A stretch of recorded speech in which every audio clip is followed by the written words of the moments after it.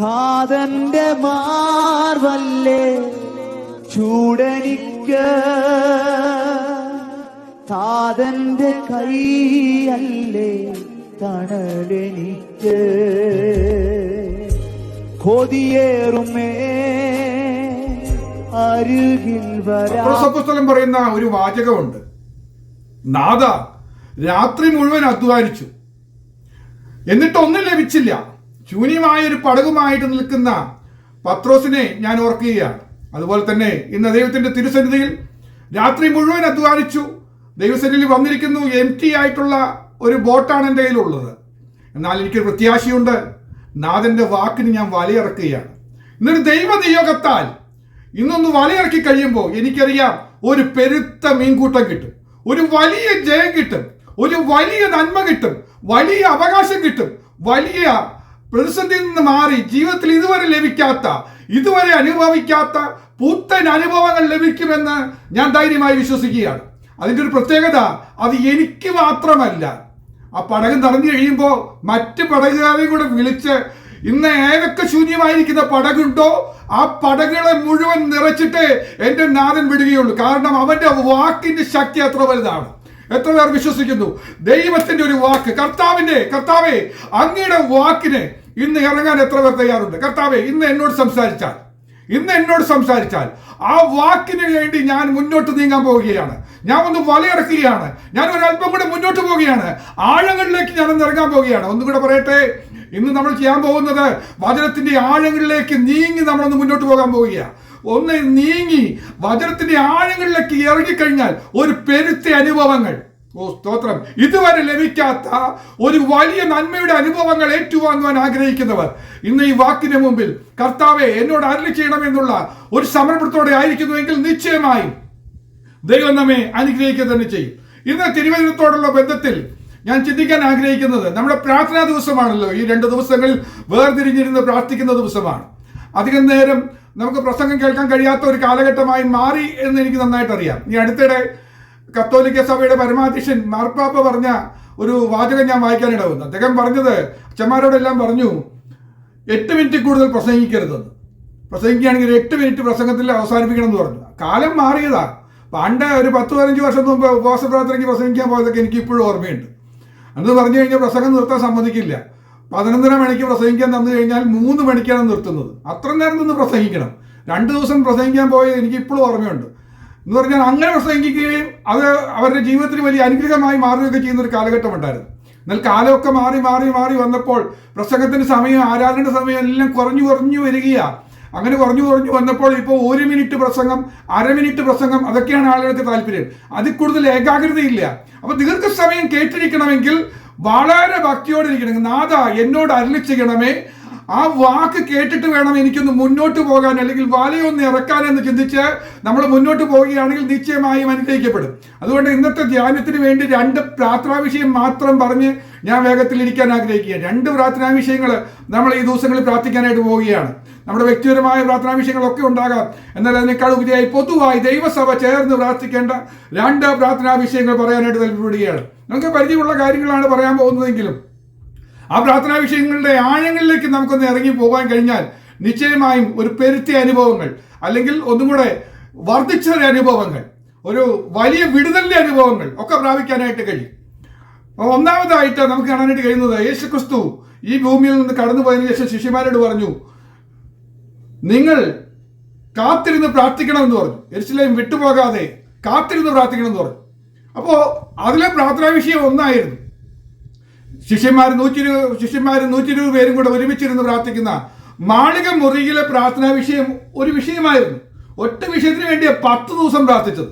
അത് വേറൊന്നുമല്ല, പരിശുദ്ധാത്മാവെ വന്നിടണമേ, ശക്തി പകരണമേ എന്ന് പറയുന്ന ഒരു പ്രാർത്ഥനാ വിഷയമാണ് പ്രാർത്ഥിച്ചത്. ഒരേ ഒരു പ്രാർത്ഥനാ വിഷയം ഉണ്ടായിരുന്നുള്ളൂ. അതിനൊറ്റ പ്രാർത്ഥനാ വിഷയം 10 ദിവസം പ്രാർത്ഥിക്കേണ്ടി വന്നു. ദൈവമക്കളെ, ഈ ദിവസങ്ങളിൽ നമുക്ക് 1-2 ദിവസം മാത്രമാണ് ലഭിക്കുന്നതെങ്കിൽ ആ 1-2 ദിവസം നമ്മൾ പ്രാർത്ഥിക്കേണ്ട കാര്യം നമുക്ക് മറ്റൊന്നുമല്ലേ ആവശ്യമായിരിക്കുന്നത്. പരിശുദ്ധാത്മാവേ അങ്ങനെ ശക്തി ഞങ്ങൾക്ക് ആവശ്യമാണെന്ന് വിശ്വസിക്കുന്ന എത്ര പേരുണ്ട്? ഇന്ന് ചേർന്ന് പ്രാർത്ഥിക്കണം. കർത്താവേ, ഈ ദിവസങ്ങളിൽ എനിക്ക് ഈ ശക്തി ഒന്നുകൂടെ വേണം. ചോദിക്കുന്നവർക്ക് എത്ര അധികം കൊടുക്കുന്ന ആത്മാവിന്റെ ശക്തിയാ. നമ്മൾ ചോദിക്കുന്നുമില്ല, പ്രാപിക്കുന്നുമില്ല. ഈ നിലയ്ക്ക് പോയി കഴിഞ്ഞാൽ വളരെ വലിയ പ്രതിസന്ധി ഉണ്ടാകും. എന്താണ് അതിന്റെ വലിയ പ്രതിസന്ധി? ഞാനൊന്ന് പറയാം. ഈ ആത്മാവിന്റെ ശക്തി കുറഞ്ഞു പോയാൽ നമ്മൾ ശേഷം മനുഷ്യരെ പോലെയാ, പ്രയോജനമില്ല. കൃപയിൽ നിൽക്കുന്നു എന്ന് പറയുകയല്ലാതെ ഒരു പ്രയോജനമില്ല. അതുകൊണ്ട് യേശുക്രിസ്തു പറഞ്ഞു, നിങ്ങൾ ലോകത്തിന്റെ ഉപ്പാകുന്നു എന്നാ പറഞ്ഞേ. ഉപ്പ്, നിങ്ങൾ ലോകത്തിന്റെ ഉപ്പാണ് എന്ന് പറഞ്ഞാൽ ലോകത്തിന് ടേസ്റ്റ് വരുത്തേണ്ട അല്ലെങ്കിൽ ലോകത്തെ നിയന്ത്രിക്കേണ്ടവരാണ് ദൈവമക്കൾ. എന്നിട്ട് കർത്താവ് പറയാ, ഉപ്പിന് കാരമില്ലാതെ പോയാൽ പിന്നെ എന്തൊന്നു കൊണ്ട് അതിന് രസം വരുത്താൻ കഴിയുമെന്ന് പറഞ്ഞത്. ഇല്ലെങ്കിൽ അത് സംഭവിക്കുന്നത്, കാരമില്ലാത്ത ഉപ്പാണെങ്കിൽ പുറത്തിട്ട് ചവിട്ടാനല്ലാതെ ഒന്നിനും കൊള്ളില്ല. ഇത് സംഭവിക്കുന്നത് ദൈവമക്കളെ, ഇന്ന് പുറത്തുള്ളവരെ ചവിട്ട് കൊള്ളുന്ന ഒരു രീതിയിലേക്ക് പോകുന്നതിന് കാരണം എന്താ അറിയോ? ഈ കാരം നഷ്ടപ്പെട്ടതാ, അല്ലെങ്കിൽ അതിന്റെ സ്വഭാവം, അതിന്റെ ഗുണം നഷ്ടപ്പെട്ടത് കൊണ്ടാ. ഈ ഗുണം എന്താണെന്ന് ചോദിച്ചു കഴിഞ്ഞാൽ ആത്മശക്തി മാത്രമാണ് നമ്മെ വേർതിരിക്കുന്ന ഗുണം. ഒരു ദൈവ പൈതലിനെ വേർതിരിക്കുന്ന ശക്തി എന്താണെന്ന് ചോദിച്ചാൽ, അല്ലെങ്കിൽ ഒന്നുകൂടെ പറഞ്ഞാൽ, ഒരു ഉപ്പിന് അതിന്റെ കാരം അല്ലെങ്കിൽ അതിന്റെ ഗുണം, അതിന്റെ ക്വാളിറ്റി എന്താണെന്ന് ചോദിച്ചാൽ അത് പരിശുദ്ധാത്മാവാ. ഈ പരിശുദ്ധാത്മാവ് നഷ്ടപ്പെട്ടാൽ, അത് ഇല്ലെങ്കിൽ ഒന്ന് ഓർത്തു നോക്കിയേ, ഒന്നിനും കൊള്ളില്ല എന്ന കർത്താവ് പറഞ്ഞു. ഒന്നിനും കൊള്ളില്ല എന്ന്, എന്നെ കൊള്ളില്ലെന്ന് പറഞ്ഞാൽ സിറ്റുവേഷൻ ഓർത്ത് നോക്കിയേ. അതെങ്ങനെയാണെന്ന് പറഞ്ഞാൽ പിന്നെ ചവിട്ടുകൊള്ളുന്ന സിറ്റുവേഷനാ, പുറത്തുള്ളവരൊക്കെ കയറി നിരങ്ങുന്ന സിറ്റുവേഷനാ. അവർ ചോദിക്കുന്നതിനൊന്നും ഉത്തരം പറയാനില്ല. അതേസമയം നമുക്ക് കാരമുള്ളവരാണെങ്കിൽ, ആത്മാവിന് ശക്തിയുള്ളവരാണെങ്കിൽ നമ്മുടെ നേരെ വിരൽ ചൂണ്ടാൻ അവർക്ക് ധൈര്യം വരില്ല, ഒരു വിറയൽ വരും. ആത്മ നിറവുള്ള ഒരു മനുഷ്യനോട് മുഖത്ത് നോക്കി സംസാരിക്കാൻ ആളുകൾക്ക് പേടി വരും. അവർ ഭയഭക്തി ബഹുമാനത്തോടുകൂടി ആദരവോടുകൂടി സംസാരിക്കുന്നത് ഞാൻ അനുഭവിച്ചിട്ടുണ്ട്. ഞാൻ അത്ഭുതപ്പെട്ടു പോയിട്ടുണ്ട്, എങ്ങനെ ഇവർക്ക് ഇത്രയും ഭയഭക്തി വരുന്നതെന്ന്. വേഷഭൂഷാദികളൊന്നും ഇല്ലാത്ത ഒരാളെ കാണുമ്പോൾ തന്നെ, സാധാരണ അച്ഛന്മാർക്കൊക്കെ അങ്ങനെ ഒരു പ്രത്യേകതയുണ്ട്. അവർ വേഷഭൂഷാദികളോടുകൂടി ചെല്ലുമ്പോൾ എത്ര പ്രായമുള്ളവരാണെങ്കിലും ഒന്ന് എഴുന്നേറ്റ് നിന്ന് അവരെ ബഹുമാനിക്കും. എന്നാൽ ദൈവദാസന്മാരെ സംബന്ധിച്ച് അങ്ങനെയല്ല, അവർക്ക് വേഷഭൂഷാദികളൊന്നുമില്ല. എന്നാൽ അവർ തിരിച്ചറിയുന്ന ഒരു ശക്തിയുണ്ട്, അവരിൽ വ്യാപരിക്കുന്ന ആത്മാവിന്റെ ശക്തി. അത് നിറഞ്ഞു കവിയുകയാണെങ്കിൽ അത് അവർക്ക് കൊടുക്കുന്ന ഒരു ക്വാളിറ്റി ഉണ്ട്. ആ ക്വാളിറ്റിയാണ് കർത്താവ് പറഞ്ഞത്, ഉപ്പ് കാരമില്ലാതെ പോകരുത്, പോയാൽ പിന്നെ ഒന്നിനും കൊള്ളില്ല. അതുകൊണ്ട് ദൈവമക്കളെ നമ്മൾ പ്രാർത്ഥിക്കേണ്ട പ്രധാനപ്പെട്ട വിഷയം, കർത്താവേ എന്നിലെ ആ നല്ല സ്വഭാവം നിലനിർത്തുവാൻ, രസം വരുത്തുന്ന സ്വഭാവം നിലനിർത്തുവാൻ. ഒന്നും കൂടെ പറഞ്ഞ ധാരാളം കാര്യങ്ങൾ ഉപ്പിനെ കുറിച്ച് പ്രസംഗമൊക്കെ കേട്ടിട്ടുള്ളത് കൊണ്ട് വിവരിക്കേണ്ട ആവശ്യമേ ഇല്ല. നമുക്കറിയാം, പ്രിസർവേറ്റീവാണ്, പലതിനെ കേടുവരുത്താതെ സൂക്ഷിക്കുന്നതാണ് ഉപ്പ്. നമുക്കറിയാം, രുചി വരുത്തുന്നതാണ്. ഇത് നമുക്കറിയാവുന്നത് കൊണ്ട് ഞാൻ പറയുന്നത് മറ്റൊന്നുമല്ല. ഇതിന്റെ പിന്നിൽ ശക്തി എന്താണെന്ന് ചോദിച്ചാൽ, കാര്യം എന്താണെന്ന് ചോദിച്ചാൽ മറ്റൊന്നുമല്ല, പരിശുദ്ധാത്മാവാ. ഒരു ആമേൻ പറയാമോ? കർത്താവേ സ്തോത്രം. ദൈവമക്കളെ, നമ്മൾ ദൈവത്തിന് സ്തുതിച്ച് ഈ ദിവസങ്ങളിലെ പ്രാർത്ഥനാ വിഷയം മറ്റൊന്നും വേണ്ട, ഇതൊന്നും പ്രാർത്ഥിച്ചാൽ പോരെ. കർത്താവേ, ഈ 2 ദിവസത്തെ പ്രാർത്ഥന കൊണ്ട്, പണ്ട് 10 ദിവസം പ്രാർത്ഥിച്ചപ്പോഴാണ് അവരിലേക്ക് ശക്തി ഇറങ്ങി വന്നത്. അവരിരുന്ന ഭവനത്തിലേക്ക് ശക്തി ഇറങ്ങി വന്നെങ്കിൽ ഇന്ന് നമ്മുടെ ഭവനങ്ങളിലേക്കും വ്യക്തിപരമായ ജീവിതത്തിലേക്കും ഈ ആത്മാവിന്റെ ശക്തി നിറഞ്ഞു വന്ന് കവിഞ്ഞു വന്ന് നമുക്കൊരു രൂപാന്തരം വരാൻ പോകുക. നമ്മൾ രുചിയുള്ളവരായി മാറാൻ പോകുക, കാരമുള്ളവരായി മാറാൻ പോകുക, ശക്തിയുള്ളവരായി മാറാൻ പോകുക. ദൈവകൃപയുടെ മാഹാത്മ്യം വഹിക്കുന്നവരായി നമ്മൾ മാറും. ഇനി ഒന്നും കൂടെ ഞാൻ പറഞ്ഞാൽ, പണ്ടൊക്കെ കാരമുള്ള ഉപ്പ് ഇഷ്ടം പോലെ ഉണ്ടായിരുന്നു. എന്താ അതിൻ്റെ ലക്ഷണം എന്ന് ചോദിച്ചു കഴിഞ്ഞാൽ, അവരുടെ ഏറ്റവും വലിയ ലക്ഷണം എന്ന് വെച്ച് കഴിഞ്ഞാൽ അവരൊക്കെ സന്തോഷമുള്ളവരാണ്. പാർശ്വത്തിനൊക്കെ ചെന്ന് കഴിഞ്ഞാൽ അവർ പറയുന്നത് ഇങ്ങനെയാണ്, ഞങ്ങൾ അനുഭവിക്കുന്ന സന്തോഷവും സമാധാനം നിങ്ങളും അനുഭവിക്കേണ്ടതിന് വേണ്ടിയാണ് നിങ്ങൾ ഈ കവലയിൽ വന്നിരുന്ന് പ്രസംഗിക്കുന്നതെന്നൊക്കെ പറഞ്ഞാൽ തുടങ്ങിയിരുന്നു തന്നെ. ഇന്ന് അതൊന്നും പറയാനില്ലേ. സന്തോഷം അനുഭവിക്കുന്നില്ല, സമാധാനം അനുഭവിക്കുന്നില്ല. അതെന്താ കാരണം? കാരം പോയതാ, ഉപ്പിന്റെ ക്വാളിറ്റി പോയതാ. ഉപ്പിന് ക്വാളിറ്റി ഉണ്ടെങ്കിൽ സന്തോഷം ഉണ്ടാവും, സമാധാനം ഉണ്ടാവും. മറ്റൊരു പ്രത്യേകത ഞാൻ പറയാനുള്ളത്, ആഗ്രഹിക്കുന്നത് എന്താണെന്ന് വെച്ച് കഴിഞ്ഞാൽ, അവരുടെ വായിലിപ്പോൾ സ്തോത്രമായിരുന്നു. സ്തോത്രം എന്തെങ്കിലും പറഞ്ഞാൽ ഓരോ വാചകത്തിന്റെ കൂടെ സ്തോത്രം പറയുന്ന ആളുകളുണ്ടായിരുന്നു. സ്തോത്രം, ഞാൻ അവിടെ വരെ പോയി, കർത്താവ് എന്നെ സഹായിച്ചു, ഓ കർത്താവെ സ്തോത്രം, സ്തോത്രം എന്ന് പറഞ്ഞ് സംസാരിക്കുന്ന ആന്റിമാരെയൊക്കെ എനിക്ക് ഇപ്പോഴും ഓർമ്മയുണ്ട്, മറന്നിട്ടില്ല. കാരണം അതൊരു കാരമായിരുന്നു, അതൊരു ഗുണമായിരുന്നു, അവരുടെ ഒരു അടയാളമായിരുന്നു. വായിൽ സ്ഥിരം സ്തോത്രം, ലഭിക്കുന്ന അവസരമൊക്കെ സ്തോത്രം പറയുന്നത്. ഇന്ന് പ്രാർത്ഥനയ്ക്ക് ഇരുന്നാൽ പോലും, കൂട്ടായ്മയ്ക്ക് ഇരുന്നാൽ പോലും വാ തുറന്ന് സ്തോത്രം പറയില്ല. സ്തോത്രത്തിന്റെ ശക്തി അനുഭവിക്കാൻ കഴിയാതെ, അതിന്റെ മാഹാത്മ്യം മനസ്സിലാക്കാൻ കഴിയാത്ത ധാരാളം പേരുണ്ട്. ഞാൻ ശുശ്രൂഷിച്ചുകൊണ്ടിരുന്ന സഭകളിലൊക്കെ പ്രത്യേകം പറഞ്ഞ് പരിശീലനം കൊടുക്കുകയായിരുന്നു. ഒരു ദിവസം ആദ്യം പറഞ്ഞ് 100 സ്തോത്രം ഒരു ദിവസം പറയാതെ ഉറങ്ങരുതെന്ന് നിർബന്ധമായിട്ട്. പലരും അതിന് ശീലിച്ചു. പിന്നീട് ഞാൻ ഒന്നും കൂടെ കൂട്ടി 1000 സ്തോത്രം പറയണം. 100 സ്തോത്രം പറയാൻ വേണ്ടി 1-2 മിനിറ്റ് മാത്രം മതി. അതിനുള്ളിൽ പറഞ്ഞു തീരും. 1000 സ്തോത്രം എന്നൊക്കെ പറഞ്ഞു. ചിലര് നമ്പർ എഴുതി വെച്ച് അതിന് തൊട്ട് വിരൽ തൊട്ട് ഓരോ നമ്പറിനും സ്തോത്രം പറഞ്ഞു തുടങ്ങി. ജീവിതത്തിൽ വലിയ മാറ്റം വരാനിട വന്നു, വലിയ സന്തോഷം വരാനിട വന്നു. ഈ സ്തോത്രത്തിന്റെ ശക്തിയെക്കുറിച്ച് ധാരാളം കാര്യങ്ങൾ കേട്ടിട്ടുണ്ട്.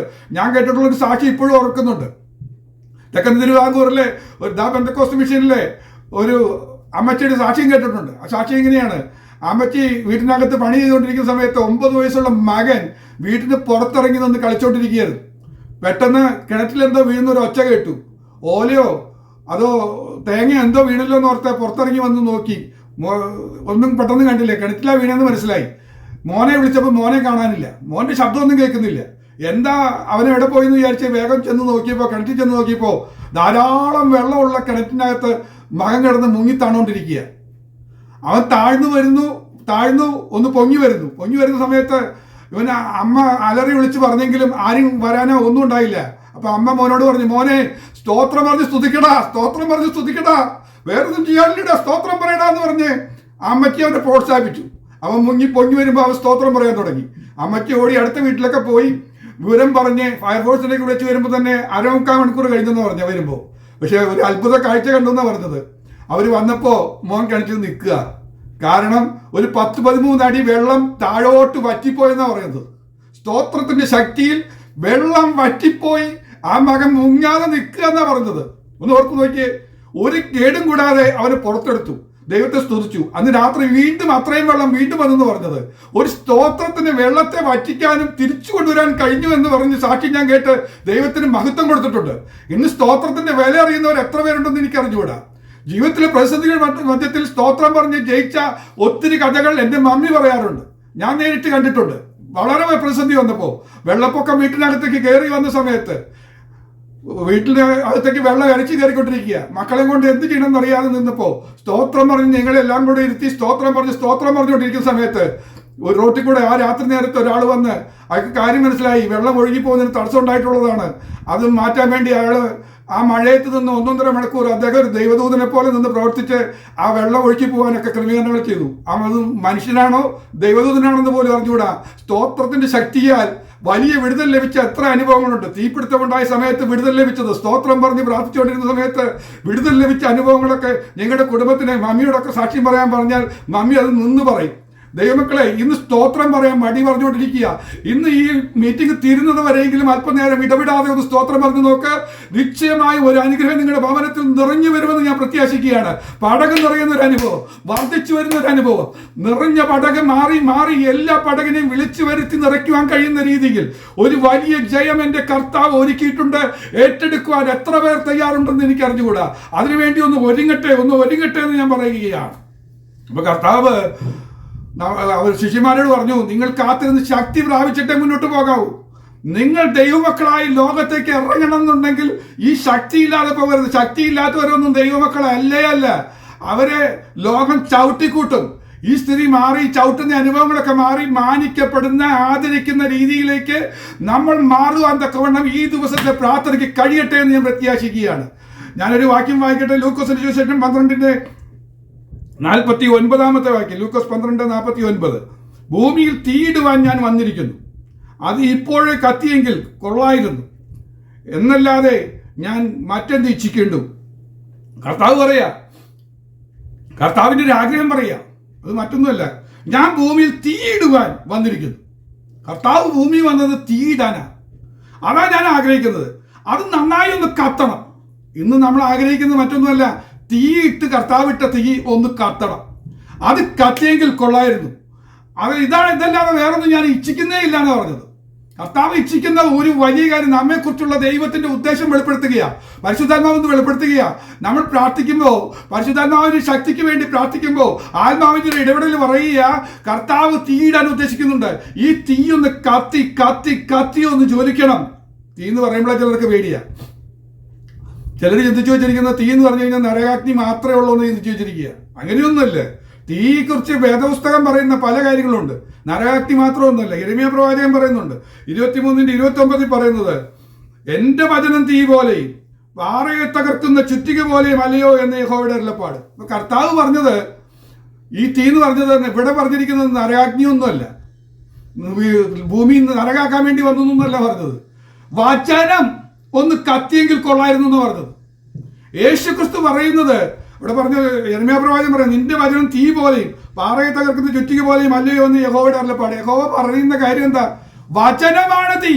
ഇവിടെ ധ്യാനിക്കാൻ പോകുന്ന വിഷയം അതല്ല, വേറൊന്നുമല്ല, നരകാഗ്നിയെ കുറിച്ചല്ല. തീ, ഏത് തീ? വചനത്തിന്റെ തീ. അത് ഒന്ന് കത്തിയെങ്കിൽ, ഓ സ്തോത്രം, അത് കത്തിയെങ്കിൽ കൊള്ളായിരുന്നു. ആ തീ ഇടാന കർത്താവ് വന്നത്, വചനത്തിന്റെ തീ ഇടാൻ വന്നിരിക്കുക. ഇന്ന് 2-3 പേർ എൻ്റെ നാമത്തിൽ കൂടി വരുന്ന ഇടത്ത് ഞാനുണ്ട് എന്ന് പറഞ്ഞ എൻ്റെ കർത്താവ് ഇന്ന് നമ്മുടെ മധ്യേ വന്നത് എന്തിനാന്ന് ചോദിച്ചാൽ നമ്മുടെ ഇടയിൽ ഒരു തീ ഇടാൻ വന്നിരിക്കുക. ഒന്നും കൂടെ വ്യക്തമായി പറഞ്ഞാൽ കർത്താവ് വന്നിരിക്കുന്നത് നമുക്കൊരു വചനം തന്ന് കത്തിക്കാൻ പോവുക. എത്ര പേർ വിശ്വസിക്കുന്നു? കർത്താവേ, എന്നിലൊരു ജ്വലനം ഉണ്ടാകണമെന്ന് ആഗ്രഹിക്കുന്ന എത്ര പേരുണ്ട്?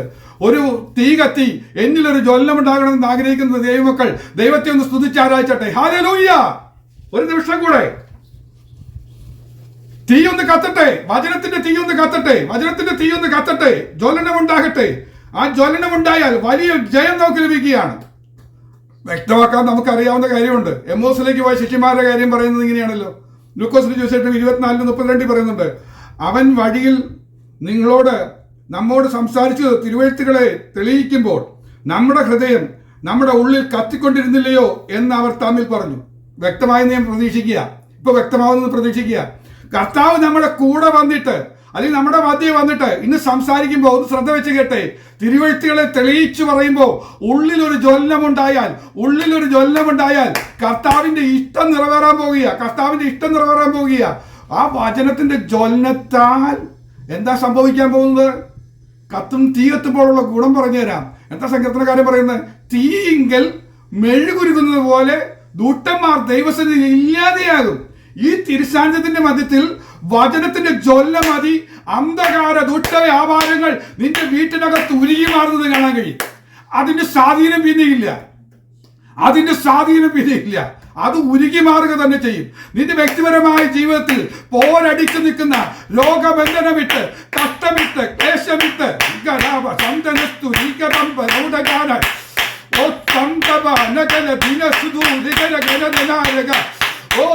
ജ്വലിക്കട്ടെ. ഹല്ലേലൂയ! കത്തട്ടെ. ആത്മശക്തിയുടെ വലിയ ആവർത്തനം നിറഞ്ഞു കത്തട്ടെ. വചനത്തിന്റെ ശക്തിയിൽ വ്യാപരിക്കട്ടെ. ഓ ഹല്ലേലൂയ! ഓ ഹല്ലേലൂയ! തീയുടെ ജ്വലനത്താൽ ഓ സ്വത്രം അത് ഉരുകി മാറുക തന്നെ ചെയ്യും. അന്ധകാര ദുഷ്ടശക്തികൾ, ഓ സ്വത്രം, ശത്രുവിന്റെ സകല ബന്ധനങ്ങളും അത് ഉരുകി മാറുക തന്നെ ചെയ്യും. ഒന്ന് ഓർത്തു നോക്ക, ശിംശോനെ വരിഞ്ഞു മുറുക്കി കെട്ടി, ഫെലിസ്ത്യ ശക്തികൾ അവനെ വരിഞ്ഞു മുറുക്കി കെട്ടി. എന്നാൽ അവനിലുണ്ടായിരുന്ന ആത്മാവിന്റെ ഒരു ജ്വലനം വന്നപ്പോ ആ വലിയ കയറുകൾ, പുത്തൻ കയറൊക്കെ അങ്ങ് ചണനൂല് പോലെ വെന്തുപോയി. ദൈവമക്കളെ, വചനവും ആത്മാവും തമ്മിലൊരു ജ്വലനം ഉണ്ടാക്കിയാൽ, അപ്പൊ വചനത്തിന് ജ്വലനം തരുന്നത് പരിശുദ്ധാത്മാവിന്റെ ശക്തിയാ. പലരും ചിന്തിക്കാറുണ്ട്, എന്തിനാ ദൈവദാസ പ്രസംഗിക്കുന്ന സമയത്ത് ഈ അന്യഭാഷ പറഞ്ഞ് ആരാധിക്കുകയോ ചെയ്യുന്നത്? ദൈവമക്കളെ, വചനത്തോടൊപ്പം ആത്മാവിന്റെ ഒരു ജ്വലനം ഉണ്ടാകുമ്പോൾ അറിയുന്നവർക്കറിയാം, ആത്മശക്തിയുടെ വലിയ വ്യാപാരത്താൽ സകല ബന്ധനങ്ങളും അഴിഞ്ഞു മാറുന്നത് വ്യക്തമായി കണ്ടിട്ടുണ്ട്. വിടുതൽ ലഭിക്കുന്നത് അവിടെയാ. നമുക്കിന്ന് ആവശ്യം വിടുതലിന്റെ ശുശ്രൂഷകൾ നമ്മിൽ നടക്കട്ടെ. ഈ 2 ദിവസം നടക്കാൻ പോകുന്ന ആത്മീക ശുശ്രൂഷയുടെ മധ്യത്തിൽ വലിയ ജ്വലനമുണ്ടായി. ഹല്ലേലൂയ! ഓ ഹല്ലേലൂയ! ചണനൂല് പോലെ വെന്തുപോയി ബന്ധനങ്ങൾ അഴിഞ്ഞു മാറുവാൻ തക്കവണ്ണം ഒരു തീയുടെ ജ്വലനം തന്നെ ഉണ്ടാകട്ടെ. സ്തോത്രം. അപ്പൊ ഒന്നാമത്തെ പ്രാർത്ഥനാ വിഷയം നമ്മൾ പ്രാർത്ഥിക്കേണ്ടത് മറ്റൊന്നുമല്ല, ആത്മാവേ അങ്ങയുടെ ശക്തി ഞങ്ങളിൽ പകരണം. ആ ശക്തി ലഭിച്ചാൽ 2 കാര്യങ്ങളാണ് ഞാൻ പറഞ്ഞത്. ഒന്ന്, ഉപ്പിന്റെ കാരം ലഭിക്കും. ഉപ്പിന്റെ കാരമുണ്ടാകും. ഈ കാരമില്ലാത്ത അനുഭവമായി നമ്മൾ മുന്നോട്ട് പോയാൽ അത് പരാജയമാ. ഉപ്പിന് കാരം തരുന്ന ശക്തി എന്താന്ന് ചോദിച്ചാൽ ദൈവമക്കളെ പരിശുദ്ധാത്മാവാ. അപ്പൊ ഞാൻ പറഞ്ഞു, ആ ജ്വലനത്താൽ, ഉപ്പിന്റെ കാരത്താൽ ലഭിക്കുന്നതാണ് സന്തോഷം, സമാധാനം, സ്തോത്രം അവരുടെ വായിലുണ്ടാവും. സഹാനുഭൂതി ഒന്ന് ഓർത്തു നോക്കിയേ, പണ്ട് ദൈവമക്കളെ കണ്ടിരുന്നതാ. അതുപോലെ തന്നെ ഐക്യത, സ്നേഹം, സഹകരണം, ഇത് തുടങ്ങി എത്ര നന്മകളാ കണ്ടിരുന്നത്. ഇതൊക്കെ പോയതിന്റെ കാര്യം എന്താ? കാരം പോയതാ. ഇതൊക്കെ തിരിച്ചു വരും. നമുക്ക് പരസ്പരം സ്നേഹിക്കാൻ തോന്നും, പരസ്പരം കാണുമ്പോൾ ഒന്ന് ആലിംഗനം ചെയ്യാൻ തോന്നും, അവരോടൊന്നും പറയാൻ തോന്നും. ഇപ്പം മിണ്ടാതെ ഒന്ന് പോയി കിട്ടിയാൽ മതി എന്ന് ആഗ്രഹിക്കുന്നവരാ. കാണുമ്പോൾ ഒന്നും മിണ്ടാതെ പോയാൽ രക്ഷപ്പെട്ടു, ഒന്നും പറയല്ലേ എന്നൊക്കെ പറയുന്ന സിറ്റുവേഷൻ വന്നു. ഇതെന്താ ലക്ഷണം എന്താണെന്നറിയോ? ആത്മാവിന്റെ ജ്വലനമുണ്ടെങ്കിൽ നമ്മളെ പരസ്പരം ദൈവത്തെ സ്തുതിക്കും. മറിയ എലിസബത്തിന്റെ വീട്ടിൽ പോയി ഒന്ന് വന്ദനം പറഞ്ഞാൽ കാണുമ്പോൾ ഒരു സ്തോത്രം പറയുമ്പോൾ ആത്മാവിൽ ഒരു പ്രവചനം സംഭവിക്കുന്ന പറയുന്നത്. നിങ്ങൾ സംസാരിക്കുന്ന പ്രവചനമായി മാറും. എത്ര പേർ ആഗ്രഹിക്കുന്നു കർത്താവേ ഈ ദിവസങ്ങളിൽ ഹല്ലേലൂയ, ഉദരത്തിൽ ക്രിസ്തു ഉള്ളവൻ, ആ പരിശുദ്ധാത്മാവിനാൽ ക്രിസ്തു അകത്തുള്ളവൻ. സ്തോത്രം. പരിശുദ്ധാത്മാവിന്റെ വാക്തത്താൽ എലിസബത്ത് എന്താ? വാക്തത്താൽ ഉരുവായ ശിശു, അകത്തുരുവായിരിക്കുന്ന വാക്തത്വം. മറിയ എന്താ? പരിശുദ്ധാത്മാവിനാൽ നിറയപ്പെട്ട ക്രിസ്തു. ഇത് അനുഭവങ്ങളാണ് ദൈവമക്കളെ. ഇതാ ദൈവമക്കളെ നമ്മുടെ അനുഭവം. അവർ തമ്മിൽ ചേർന്ന് വന്നിട്ട് ഒരു പ്രൈസ്തലോട് പറയുമ്പോൾ, സ്തോത്രം എന്ന് പറയുമ്പോൾ, തമ്മിൽ കാണുമ്പോൾ ഒരു സ്തോത്രം പറയുമ്പോൾ ഒരു ജ്വലനം ഉണ്ടാകുന്നു. ആ ജ്വലനത്താൽ നിന്ന് പ്രവചിക്കാൻ തുടങ്ങും. രണ്ടുപേരും പ്രവചിക്കും എന്ന് പറഞ്ഞാൽ മനസ്സിലായോ? പിന്നെ പറയുന്നത് ദൈവകൃപയുടെ വാക്കുകളാ, മാധുര്യമാ, പരസ്പരം ശക്തി പകരുന്നതാ. ഞാൻ പലപ്പോഴും ഓർമ്മപ്പെടുത്തിയിട്ടുണ്ട്. മറിയ വ്യസനിച്ചാ വന്നത്. തന്റെ ജീവിതത്തിന്റെ അനുഭവം. ഈ കന്യകയായ സ്ത്രീ ഗർഭിണിയാണെന്ന് ആരോട് പറയും? എങ്ങനെ പറയും എന്നറിഞ്ഞ് വിഷമിച്ചിരിക്കുക. എങ്ങനെ പറയാൻ പറ്റും, അവതരിപ്പിക്കാൻ പറ്റും? ഇത് പറഞ്ഞാൽ മനസ്സിലാകുന്ന ആരെങ്കിലും ഉണ്ടോ? അടുത്ത നിമിഷം കല്ലെറിഞ്ഞ് കൊല്ലേണ്ട സിറ്റുവേഷനാണ് കിടക്കുന്നത്. പരസ്യപ്പെടുത്തിയാൽ അപ്പോഴാണ് കർത്താവ് പറഞ്ഞത് എലിസബത്തിനെ ഒന്ന് ഓർക്കാൻ പറഞ്ഞു, എലിസബത്തിന്റെ വീട്ടിലേക്ക്. അങ്ങനെ അവിടെ ചെന്നിട്ട് എങ്ങനെ എലിസബത്തിനോട് പറയുമ്പോൾ എലിസബത്ത് സ്തോത്രം പറഞ്ഞപ്പോഴേ പറഞ്ഞു, നിന്റെ ഉള്ളിൽ കിടക്കുന്ന ശിശു അനുഗ്രഹിക്കപ്പെട്ടത്. അങ്ങ് പറഞ്ഞു. ഇവിടെ എന്താ പറയാൻ ആഗ്രഹിച്ചത് അത് എലിസബത്തിന്റെ വായിൽ നിന്ന് കേൾക്കാൻ പോവുക. ഇതാ ദൈവമക്കളെ, ദൈവകൃപ ദൈവകൃപ ദൈവകൃപ എന്ന് പറഞ്ഞാൽ ഇതാണ് ഉപ്പിന്റെ കാരം എന്നൊക്കെ പറഞ്ഞാലത്തെ സിറ്റുവേഷൻ. അതാ നമ്മളൊന്ന് മടങ്ങി വരട്ടെ, ഒന്ന് കൊതിച്ചേ ദൈവമക്കളെ. നമുക്ക് ഈ ആത്മീക നന്മയിലേക്ക് ഒന്ന് മടങ്ങി വരാം. ഇല്ലാതെ നമ്മളിങ്ങനെ പോയിട്ട് പേര് നാമതായ ക്രിസ്ത്യാനിയായിട്ട്, ഒരു നാമതായ പെന്തക്കോസുകാരനായിട്ട്, ഒരു പെന്തക്കോസാന്നും പറഞ്ഞ് അനുഭവമില്ലാത്ത ജീവിതവും കൊണ്ട് നടന്നിട്ട് എന്തിനാ ഈ ലൈഫ്? ഇനിയെങ്കിലും ഒന്ന് മടങ്ങി വരണ്ടേ? ഒരു ചടങ്ങ്, ഭക്തി, ഭൗതികമായ ആവശ്യങ്ങൾക്ക് വേണ്ടിയുള്ള പ്രാർത്ഥനയൊക്കെ ഒഴിവാക്കിയിട്ട് നമുക്ക് ഈ ആത്മീക മുന്നേറ്റത്തിന് വേണ്ടി ഒന്ന് ജ്വലിച്ച് പ്രാർത്ഥിക്കാം. ഇല്ലെങ്കിൽ നമ്മൾ പരാജയപ്പെട്ടു പോകും. അതിന് ഇടം കൊടുക്കരുത്. സ്തോത്രം. അപ്പോൾ ഒന്നാമത്തത്, ഉപ്പിന്റെ കാരം ലഭിക്കണമെങ്കിൽ ആത്മാവിന് ശക്തിക്ക് വേണ്ടി പ്രാർത്ഥിക്കണം. രണ്ടാമത് നമ്മൾ പറഞ്ഞു വചനത്തിന്റെ ജ്വലനം ഉണ്ടാകണം. വചനത്തിന്റെ ജ്വലനത്താലാണ് വാക്തത്വങ്ങൾ നിറവേറുന്നത്. വചനത്തിന്റെ ജ്വലനം ഉണ്ടായാലാണ് സൗഖ്യം നടക്കുന്നത്. വചനത്തിന്റെ ജ്വലനം ഉണ്ടായാലാണ് നീ അനുഗ്രഹിക്കപ്പെടുന്നത്. വചനത്തിന്റെ ജ്വലനത്തിന് കഴിയാത്ത ഒരു കാര്യവുമില്ല. അന്ധകാര ശക്തികൾ വെന്തുരുകി മാറുന്നത് വചനത്തിൽ ഉണ്ടാകുന്ന ജ്വലനമാ. ഈ വചനത്തിന് തീ പിടിപ്പിക്കുന്നതാണ് പരിശുദ്ധാത്മാവ്. നിന്നിൽ കാരം വർദ്ധിപ്പിക്കുന്നതാണ് പരിശുദ്ധാത്മാവ്. അങ്ങനെയെങ്കിൽ കർത്താവേ, ഈ ആത്മാവിന്റെ ശക്തി എനിക്ക് വേണമെന്ന് പറഞ്ഞ് ഒന്ന് ദൈവത്തിൽ ഒന്ന് പ്രാർത്ഥിച്ചാട്ടെ. ഇതിന്റെ ഇടയ്ക്ക് പരിശുദ്ധാത്മാവിനെ നിർബന്ധിക്കുന്ന ഒരു വിഷയം ഞാൻ ചേർത്ത് വയ്ക്കാൻ പോവുക. സ്തോത്രം. ഹല്ലേലൂയ. ഇതിൻ്റെ ഒരു വാക്യമുണ്ടല്ലോ, ഞാൻ നിങ്ങളെ അനാഥരായി വിടുകയില്ല, ഞാൻ നിങ്ങളുടെ അടുക്കൽ വരും. യോഹന്നാന്റെ സുവിശേഷം 14:18. ഞാൻ നിങ്ങളെ അനാഥരായി വിടുകയില്ല, ഞാൻ നിങ്ങളുടെ അടുക്കൽ വരും. എന്താ പറയാൻ കാരണം? കർത്താവ് പറഞ്ഞു, ഞാൻ പോയാൽ പരിശുദ്ധാത്മാവ് എന്നൊരു കാര്യസ്ഥനെ നിങ്ങളുടെ അടുക്കൽ അയക്കുമെന്ന് പറഞ്ഞു. എന്നാൽ ഞാനിന്ന് പറയുക, എൻ്റെ കർത്താവ് അടുക്കലൊന്ന് വരണം. കർത്താവ് അടുക്കൽ വരണമെന്ന് അവന്റെ ഒരു വാക്യത്തെ നമ്മളൊന്ന് ഏറ്റെടുത്തേ. ഇതൊന്ന് ജ്വലിച്ചേ, ഈ വാക്യം ഒന്ന് ജ്വലിച്ചേ, ഈ ജ്വലനൊന്നും ഉണ്ടാക്കിയേ. എന്താണ് പറയുന്നത്? ഞാൻ നിങ്ങളുടെ അടുക്കൽ വരും. എത്ര പേർ ആഗ്രഹിക്കുന്നു കർത്താവ് അടുക്കൽ വരുവാൻ? ഞാൻ അല്പം ആഴങ്ങളിലേക്ക് നീക്കി എറിയാൻ പോവാണ്. വിഷമിക്കരുത്. വ്യസനം കേൾക്കുമ്പോൾ ആരും പേടിക്കരുത്, വ്യസനം വരരുത്. പക്ഷെ ഞാനൊരു അല്പം ആഴത്തിലേക്ക്, ഒരു അല്പം സ്ട്രോങ്ങിലേക്ക് ഒന്ന് ഒന്ന് കുഴിക്കാൻ പോവുക. കർത്താവ് ഒരു വീട്ടിലേക്ക് വരികയാണെങ്കിൽ ആ വരുന്നതിന് മുമ്പ് ചില പ്രതിസന്ധി ഉണ്ടാകും. കാരണം എന്താണെന്നറിയാമോ? ശത്രു അത് തടയാനായി വലിയ പ്രതിസന്ധി ഉണ്ടാക്കും. ഒരു എക്സാമ്പിൾ പറഞ്ഞാൽ പെട്ടെന്ന് മനസ്സിലാക്കും.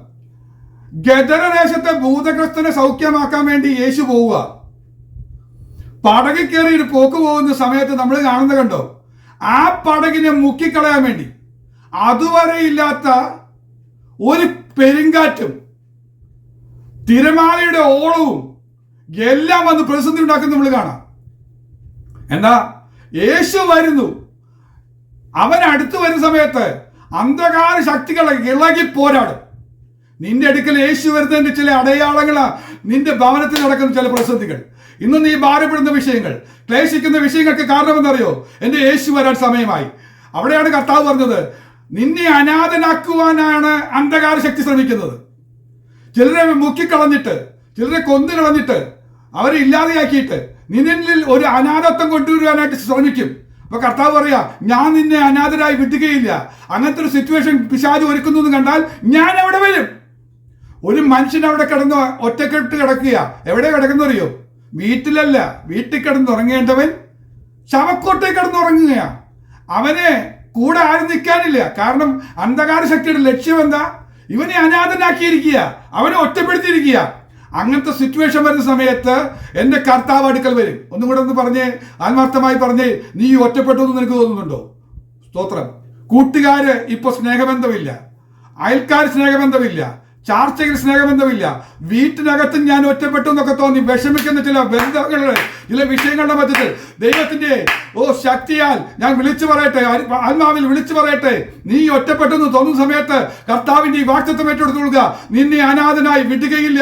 നിന്നെ അനാഥനായി വിടുവാൻ വേണ്ടി ശ്രമിക്കുന്ന ദുഷ്ട അന്ധകാരങ്ങൾ പോരെടുത്ത് നിൽക്കുമ്പോൾ മനസ്സിലാക്കുക, അടുത്ത ഏതാനും നിമിഷങ്ങൾക്കകം യേശു നിന്നെ അടുക്കൽ വരുന്നത് നീ അനുഭവിക്കാൻ പോകുക. എത്ര പേർ വിശ്വസിക്കുന്നു? ഇന്ന് ഈ പ്രാർത്ഥന തീരുന്നതിന് മുമ്പ് യേശു നിന്റെ അടുക്കൽ വന്നിട്ട്, നിന്റെ ഭവനത്തിൽ വന്നിട്ട് തരാൻ പോകുന്ന വിടുതലെന്ന് ഓർത്ത് നോക്കുക. നിന്റെ അന്യായ ബന്ധനങ്ങൾ അഴിഞ്ഞു മാറാൻ പോകുക. അന്യായ ബന്ധനങ്ങൾ അഴിഞ്ഞു മാറാൻ പോകുക. നിന്റെ ദേഹത്ത് കയറിക്കൂടിയിരിക്കുന്ന, നിന്നെ തകർക്കുവാൻ ശ്രമിക്കുന്ന, ശരീരത്തെ മുറിവേൽപ്പിക്കുന്ന, ശരീരത്തെ വേദനപ്പെടുത്തുന്ന, നിന്നെ ഒറ്റപ്പെടുത്തുന്ന, നിന്നെ നിന്നാമാത്രമാക്കുന്ന ദുഷ്ട അന്ധകാര വ്യാപാരങ്ങളുടെ കൂട്ടങ്ങളെ അധികാരമുള്ള യേശുവിന്റെ നാമത്താൽ ശാസിച്ചു വിടുകയാണ്. അത് പന്നിക്കൂട്ടങ്ങളിലേക്ക് പോകട്ടെ, അത് കടലിലേക്ക് പോയി മാറട്ടെ. കടലിന്റെ ആഴങ്ങളിലേക്ക് നീക്കുവാൻ കഴിയുന്ന ദൈവശക്തിയുടെ വലിയ വ്യാപാരം.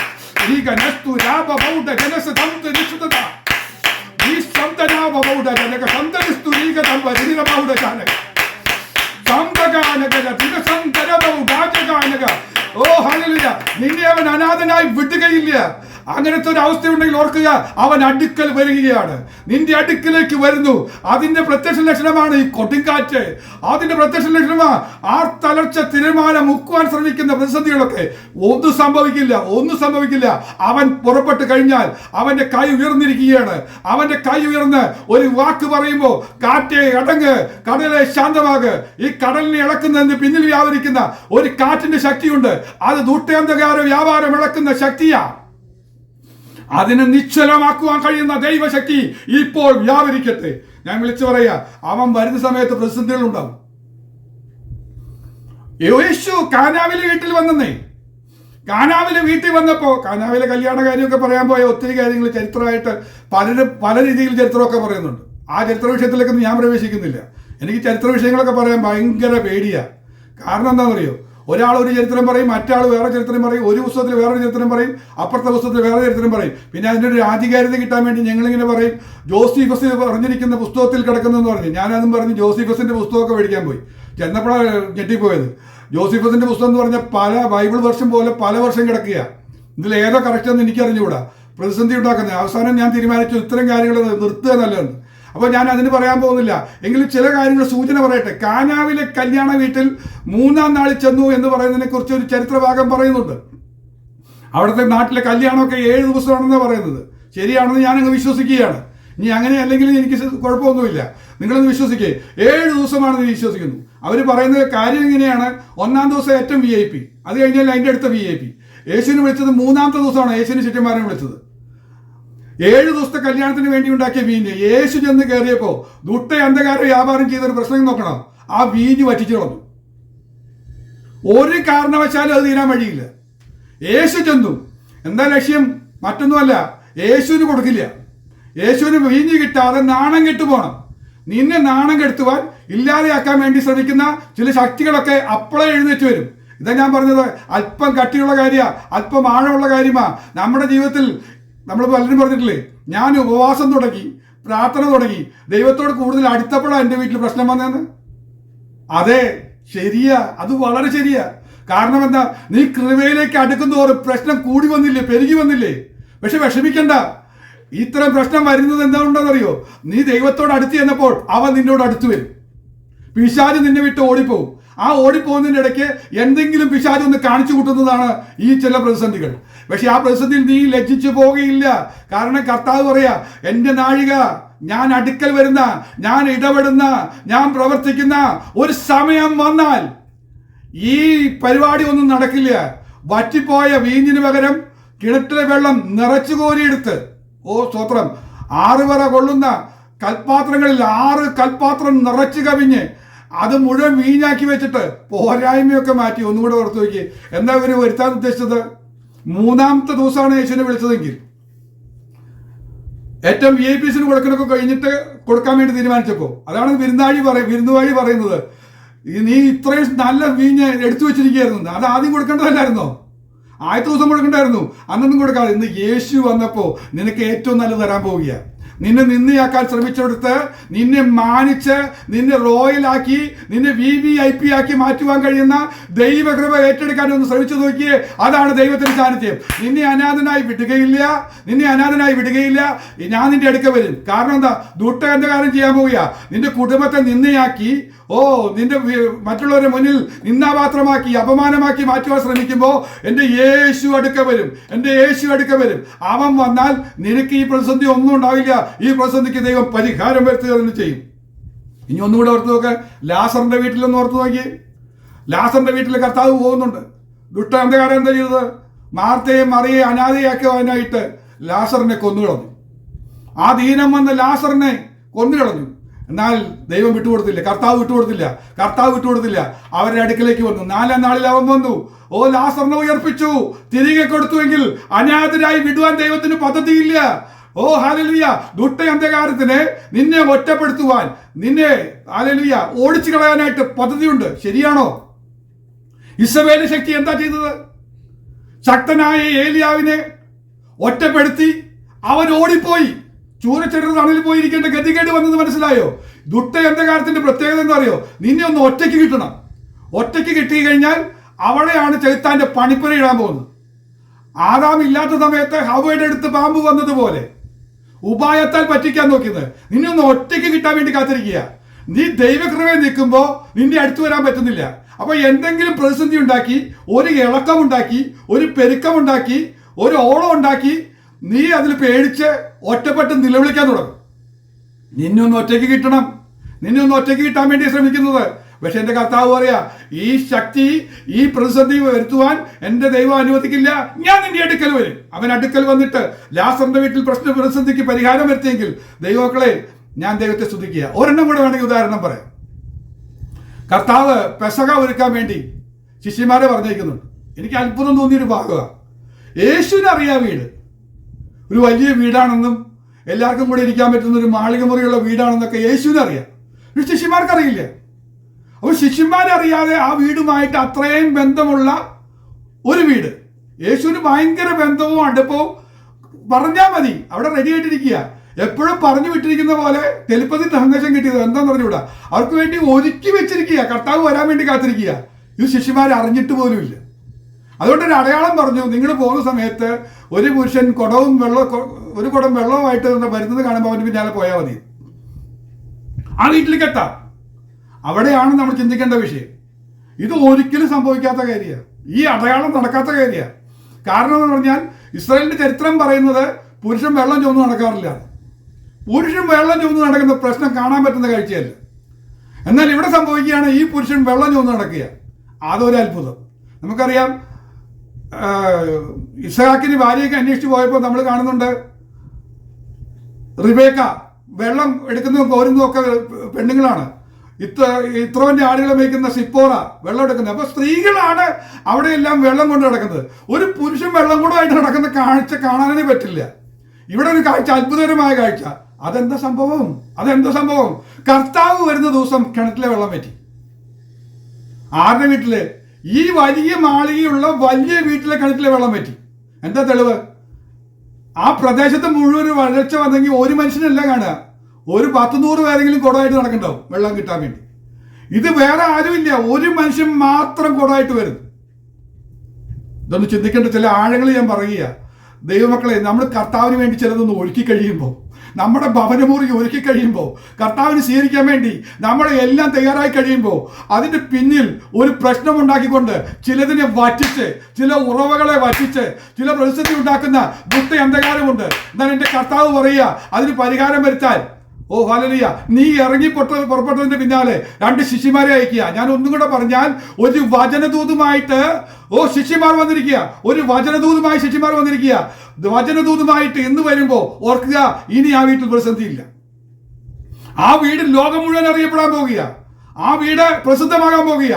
അവിടെയാണ് ഒറിജിനൽ പെസക നടക്കുന്നത്. പെസക കുഞ്ഞാട് പെസക നടത്തുകയാണ്. ആ പെസകയുടെ സമാപനം നടക്കുന്ന ദിവസം അതാണ്. ആ വീട്ടിൽ വെച്ചാണ് ആ കാര്യങ്ങളൊക്കെ നടക്കുന്നത്. എത്ര അനുഗ്രഹിക്കപ്പെട്ട രീതിയിലേക്ക് കാര്യങ്ങൾ മുന്നോട്ട് പോയി. ഒന്ന് ഓർത്ത് നോക്ക്. ഇതാ ദൈവമക്കളെ നമുക്ക് മനസ്സിലാക്കേണ്ട ഒരു സത്യം. ഇനി ഒന്നും കൂടെ പറയാം. നിങ്ങൾ ചിലപ്പോൾ തിരിച്ചു ചിന്തിക്കുന്നുണ്ടാവും, കർത്താവ് വരുമ്പോൾ കർത്താവിന്റെ സാന്നിധ്യം ഉള്ളിടത്ത് പിശാച് കയറി വല്ലതും പ്രവർത്തിക്കുമെന്ന് നിങ്ങൾക്ക് തോന്നൽ വരും. ഈ പറഞ്ഞതൊക്കെ ശരിയാണെന്ന്. ഞാനൊരു വാക്ക് പറയാം നിങ്ങളോട്. കർത്താവിന്റെ ശിഷ്യനായിരുന്നു യൂദ. കർത്താവിന് തൊട്ടടുത്തിരിക്കുകയായിരുന്നു. അപ്പോൾ ഒക്കെ നുറുക്കി കൊടുക്കുമ്പോൾ കണ്ണം വാങ്ങാവുന്ന അത്രയും അടുത്ത് ക്ലോസ് ആയിട്ടിരുന്ന യൂദയുടെ അകത്ത് പിശാച് കയറിയോ ഇല്ലയോ? പിശാച് കയറി എന്ന് പറഞ്ഞാൽ മനസ്സിലായോ? എത്ര അടുത്തുണ്ടെങ്കിലും പിശാച് ചിലപ്പോൾ അതിന്റെ സ്വാധീനം ഉപയോഗിച്ച് നിന്നെ കീഴടക്കാൻ ശ്രമിക്കുന്ന ശക്തിയുണ്ട്. ഇതിന്റെ മധ്യത്തിലാണ് ദൈവമക്കളെ നമ്മുടെ പ്രാർത്ഥനയുടെ ആവശ്യം വന്നിരിക്കുന്നത്. എന്തിനാ? നീ അനാഥനായി പോയാൽ ദുഷ്ട അന്ധകാര വ്യാപാരങ്ങൾ നിന്നെ സ്വാധീനിച്ച് നിന്റെ ജീവിതം ഓട്ടിക്കളയും. യൂദ നഷ്ടപ്പെട്ടു പോയതുപോലെ നീ നഷ്ടപ്പെട്ടു പോകാൻ ഇടവരാതിരിക്കണമെങ്കിൽ കർത്താവ് പറയാ, ഞാനൊരു കാര്യസ്ഥനെ നിങ്ങൾക്ക് അയച്ചു തരാം, നിങ്ങളോട് കൂടെ എപ്പോഴും ഇരിക്കേണ്ടതിന്. അതിന്റെ പേരാ പരിശുദ്ധാത്മാവ്. ആ പരിശുദ്ധാത്മാവ് എന്ന കാര്യസ്ഥന്റെ ശക്തി നമ്മിൽ വ്യാപരിക്കുന്നുവെങ്കിൽ സ്തോത്രം, നമ്മൾ അനാഥരാകില്ല, നമ്മൾ വിടുവിക്കപ്പെടും, നമ്മൾ ശക്തിപ്പെടും, നമ്മൾ ജയിക്കും. സ്തോത്രം. ഒന്ന് ഓർത്ത് നോക്കി. ആ ഒരു വലിയ കൊതിയോടുകൂടെ നമുക്ക് പ്രാർത്ഥിക്കാം, കർത്താവേ അങ്ങയുടെ ശക്തി എന്നിൽ പകരണമേ. അങ്ങനെയാണെങ്കിൽ ഇത്തരം സിറ്റുവേഷൻസ് എൻ്റെ വീട്ടിൽ ഇനി ഉണ്ടാകില്ല. ഇത്തരം അനുഭവങ്ങൾ എൻ്റെ ഭവനത്തിൽ ഉണ്ടാകില്ല. ഓ ഹല്ലേലൂയ. മരണം എൻ്റെ വീട്ടിൽ നിന്ന് നീങ്ങി മാറട്ടെ. നിന്ന എൻ്റെ വീട്ടിൽ നിന്ന് നീങ്ങി മാറട്ടെ. പോരായ്മകൾ എൻ്റെ വീട്ടിൽ നിന്ന് നീങ്ങി മാറട്ടെ. ഓ ഹല്ലേലൂയ. വറ്റിപ്പോയ ചില ഉറവകൾ തുറന്നു വരട്ടെ യേശുവിന്റെ നാമത്താൽ. ചില ഉറവകൾ വറ്റിയിരിക്കുക. സാമ്പത്തികമായ ഉറവ വറ്റിയിരിക്കുന്ന അനുഭവങ്ങൾ, ആരോഗ്യപരമായ ഉറവ വറ്റിയിരിക്കുന്ന അനുഭവങ്ങൾ, സന്തോഷത്തിന്റെ ഉറവ, സമാധാനത്തിന്റെ ഉറവ വറ്റിച്ച് കളഞ്ഞിരിക്കുന്ന ദുഷ്ടഅന്ധകാരത്തിന് പരിഹാരം വരുത്തുവാൻ യേശു വന്ന് പരിഹാരം വരുത്തുന്നെങ്കിൽ ഇന്ന് വിളിച്ചു പറയുക, ഇനി അങ്ങനത്തെ ഒരു അവസ്ഥയ്ക്ക് വേണ്ടി നീ കാത്തിരിക്കണ്ട. നിന്നോട് കൂടെ എപ്പോഴും വസിക്കുന്ന ആത്മശക്തിയുടെ വ്യാപാരം നീ ഇന്ന് പ്രാർത്ഥനയോടെ സ്വീകരിച്ചാട്ടെ. യേശുവേ അങ്ങയുടെ ശക്തി എന്നിൽ നിന്ന് പകർന്നാട്ടെ. എല്ലാവരും ആത്മാർത്ഥമായി ഒന്ന് പ്രാർത്ഥിച്ചാട്ടെ. സമയം മുന്നോട്ട് പോകുന്നല്ലോ. ഇനി ഞാൻ ആ ഭാഗത്ത് നിൽക്കുന്നില്ല. ഞാൻ വേഗത്തിൽ രണ്ടാമത്തെ പ്രാർത്ഥനാ വിഷയത്തിലേക്ക് കടന്നു വരാനായിട്ട് താല്പര്യപ്പെടുകയാണ്. രണ്ടാമത്തെ പ്രാർത്ഥനാ വിഷയം, ഈ ദിവസങ്ങളിൽ പ്രാർത്ഥിക്കേണ്ട രണ്ടാമത്തെ പ്രാർത്ഥനാ വിഷയം ഇതാണ്. 3 യോഹന്നാന്റെ ലേഖനം 2-ാം വാക്യം. 3 യോഹന്നാൻ വാക്യം 2. പ്രിയനെ, നിന്റെ ആത്മാവ് ശുഭമായിരിക്കുന്നത് പോലെ നീ സകലത്തിലും ശുഭമായും സുഖമായും ഇരിക്കണമെന്ന് ഞാൻ പ്രാർത്ഥിക്കുന്നു. അപ്പോസ്തലനായ യോഹന്നാൻ പ്രാർത്ഥിക്കുന്ന ഒരു പ്രാർത്ഥനാ വിഷയം, നീ സകലത്തിലും ശുഭമായും സുഖമായും ഇരിക്കണം. ഒന്നുകൂടെ പറയുക, നീയും ഞാനും സകലത്തിലും ശുഭമായും സുഖമായും ഇരിക്കണം. ഈ 2 കാര്യങ്ങൾ ഇന്ന് നമ്മുടെ ജീവിതത്തിൽ നടക്കട്ടെ, നമ്മുടെ കുടുംബങ്ങളിൽ നടക്കട്ടെ. സകലത്തിലും, എല്ലാ കാര്യത്തിലും ശുഭം. ഒരു ഫിനിഷിംഗ് വേണം. അങ്ങ് എങ്ങനെയൊക്കെ കാര്യങ്ങൾ നടന്നു എന്ന് പറയുന്ന രീതിയല്ല. ഒരു സമൃദ്ധിയുടെ അനുഭവങ്ങൾ, ഒരു വലിയ വിടുതലിന്റെ അനുഭവങ്ങൾ, ഒരു സുഖം അനുഭവിച്ചിട്ട് എത്ര നാളായി? ശുഭമായി കാര്യങ്ങൾ തീരുന്നില്ല. പര്യവസായി അല്ലെങ്കിൽ ശുഭമായി തീരുന്ന, എല്ലാം മംഗളകരമായി തീരുന്ന അനുഭവങ്ങൾ, അതൊന്നും കാത്തിരിക്കേണ്ട സമയമാണോ? അല്ല, അത് ജീവിതത്തിൽ സ്ഥിരമായി നടക്കേണ്ടതാണ്. എല്ലാ കാര്യത്തിലും അങ്ങനെ ദൈവം ആഗ്രഹിക്കുന്നത്. അത് നമുക്ക് പ്രാർത്ഥിക്കണം. അപ്പോസ്തലൻ പ്രാർത്ഥിക്കുക. നമ്മളെക്കുറിച്ച് നിന്ന് അപ്പോസ്തലിക പ്രാർത്ഥന എന്താണെന്ന് ചോദിച്ചാൽ, അല്ലെങ്കിൽ ദൈവമക്കളെ ഒരു ശക്തമായ പ്രാർത്ഥനയാ, നീ സകലത്തിലും ശുഭമായി സുഖമായിരിക്കണം എന്നുള്ളത്.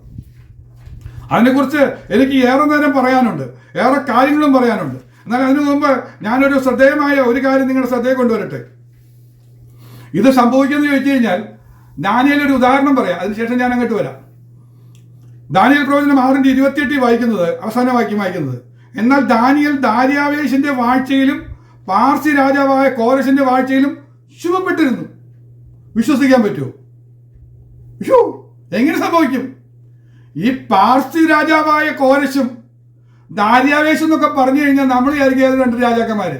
പക്ഷെ ഇവരുടെ അവസ്ഥ എന്താണെന്ന് ചോദിച്ചു കഴിഞ്ഞാൽ അടിമത്വ. ഇവർ സ്വന്തം രാജ്യത്തല്ലെന്ന്, ഇവരെ അടിമകളാക്കി കൊണ്ടുവന്നിരിക്കുക. ഒരു അടിമയായി മറ്റൊരു രാജ്യത്തേക്ക് കെട്ടിവലിച്ച് കൊണ്ടുപോയവന്റെ ജീവിതത്തിൽ ശുഭം വരുമോ? പ്രതീക്ഷിക്കാൻ പറ്റുമോ? ഇല്ലെങ്കിൽ ഒരു രാജാവ് മാറുമ്പോൾ അടുത്ത രാജാവ് വരുമ്പോൾ സംഗതി വീണ്ടും തലതിരിയില്ലേ? അങ്ങനെയല്ലേ സംഭവിച്ചത്?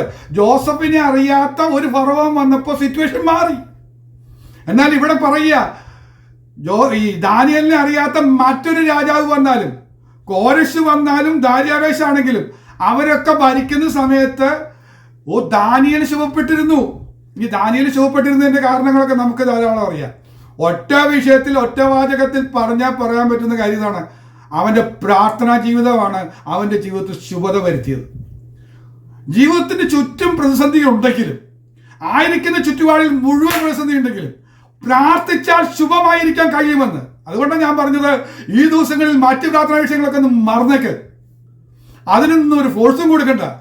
മുമ്പേ അവന്റെ രാജ്യനീതി അന്വേഷിക്കുമ്പോൾ അതോടുകൂടി ഇത് നിങ്ങളുടെ പ്രാർത്ഥനാ വിഷയങ്ങൾ എന്തൊക്കെയാണ് വിചാരിച്ചത് അതൊക്കെ നിറവേറുന്നത് കാണും. എല്ലാറ്റിലും ശുഭം വരുന്നത് കാണാനായിട്ട് കഴിയും. തലമുറയെ കുറിച്ചുള്ള വിഷയത്തിൽ ശുഭകരമായി മാറുമെന്ന് വിശ്വസിക്കേ. അത് സംഭവിക്കും. എങ്ങനെ? നീ പ്രാർത്ഥനയിലൊന്നും മുന്നേറ്. ഉഴപ്പിയുള്ള പ്രാർത്ഥന ഒന്നും മാറ്റേ. ഉഴപ്പിയുള്ള പ്രാർത്ഥന മാറ്. എത്ര നേരമായി നിങ്ങൾ സ്തോത്രം പറയാൻ തുടങ്ങിയിട്ട്? ഒന്ന് ശക്തമായി സ്തുതിച്ചുകൊണ്ടിരുന്നേ. ആത്മാവിലൊന്ന് പ്രാർത്ഥിച്ചേ.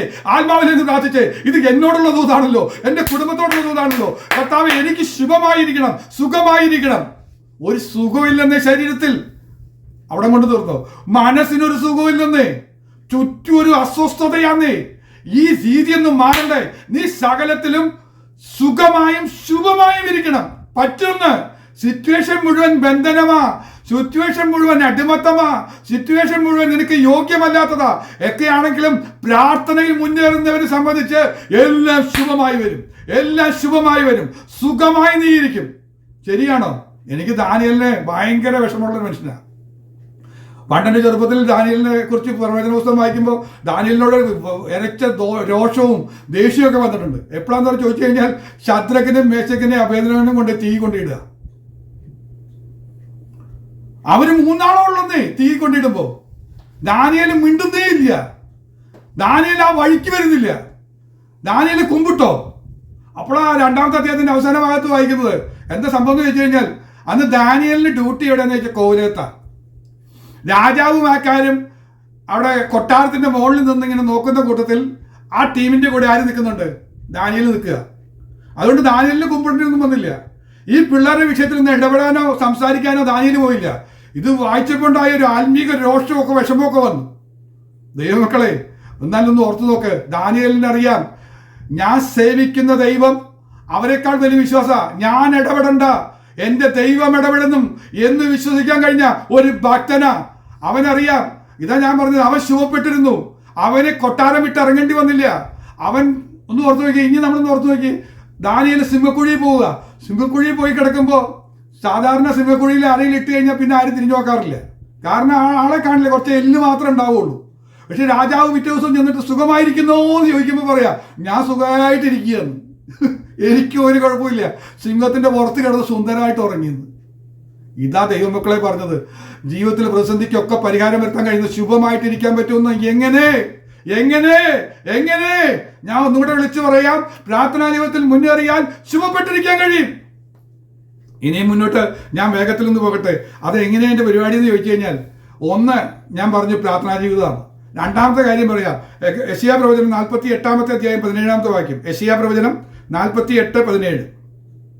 ഇസ്രായേലിന്റെ പരിശുദ്ധനും നിന്റെ വീണ്ടെടുപ്പുകാരനുമായ യഹോവ ഇപ്രകാരം അരുളിച്ചെയ്യുന്നു, ശുഭകരമായി പ്രവർത്തിപ്പാൻ നിന്നെ അഭ്യസിപ്പിക്കുകയും നീ പോകേണ്ടുന്ന വഴിയിൽ നിന്നെ നടത്തുകയും ചെയ്യുന്ന നിന്റെ ദൈവമായ യഹോവ ഞാൻ തന്നെ എന്ന് പറഞ്ഞാൽ മനസ്സിലായോ?